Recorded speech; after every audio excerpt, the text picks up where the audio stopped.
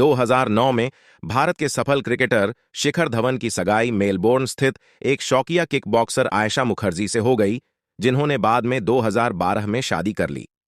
आयशा को धवन से हरभजन सिंह ने मिलवाया था। वह शिखर धवन से 12 साल बड़ी हैं और अपनी पिछली शादी से 2 बेटियों की मां थीं। शिखर ने इन दोनों बेटियों को अपनाया, उन्हें गोद लिया और एक पिता का पूरा प्यार दिया। दिसंबर 2014 में आयशा ने शिखर से झोरावर नाम के एक बेटे को जन्म दिया। जुलाई 2019 में धवन ने मेलबर्न के बाहरी दक्षिण पूर्व में एक घर लिया।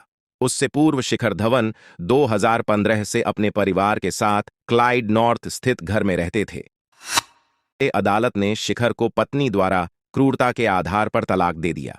अदालत ने कहा, पत्नी शादी के समय उसके साथ भारत में रहने के लिए सहमत हो गई थी, लेकिन बाद में अपने पूर्व पति और ऑस्ट्रेलिया में उनकी 2 बेटियों के प्रति प्रतिबद्धता के कारण उसने इनकार कर दिया। वह अपने बेटे को अपने साथ ले गईं, जिससे धवन को भारत में अकेले रहना पड़ा।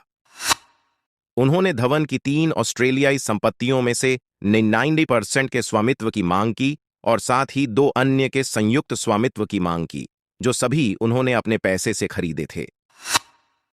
उसने जानबूझकर धवन के बारे में बीसीसीआई के विभिन्न अधिकारियों, आईपीएल टीम के मालिकों और उनके साथी क्रिकेटरों को अपमानजनक संदेश भेजे ताकि धवन पर दबाव डाला जा सके और उन्हें अपमानित किया जा सके, ताकि यह सुनिश्चित हो सके कि उन्हें अपना मासिक रखरखाव समय पर मिले। कोर्ट ने अपने बीमार पिता को कोविड-19 संक्रमण के दौरान अस्पताल ले जाने के लिए धवन के साथ आयशा के विवाद को भी स्वीकार किया। 2020 में आयशा और उनका बेटा लंबे समय तक रहने के लिए भारत आए, जबकि उनकी बेटियां ऑस्ट्रेलिया में रहीं। उसने धवन को अपनी पिछली शादी से हुई बेटियों को मासिक तौर पर 15,500 EU भेजने के लिए मजबूर किया। शिखर जीत गया, पर वो बहुत कुछ हार भी गया।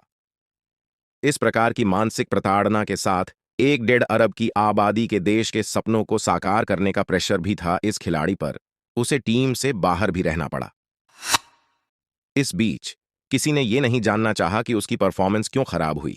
लोग इच्छुक नहीं होते हैं, खासकर जब बात खेल की हो, और भारत में वो खेल जब क्रिकेट हो, जिसे और खेलों से हमेशा ज्यादा महत्व दिया जाता रहा है, मीडिया के कारण भी, सट्टेबाजी और बॉलीवुड तथा हवाला के कारण भी। एशिया कप में भारत ने कई मेडल जीते, कई खिलाड़ियों ने देश के लिए मेहनत और बलिदान करके जीत हासिल करी।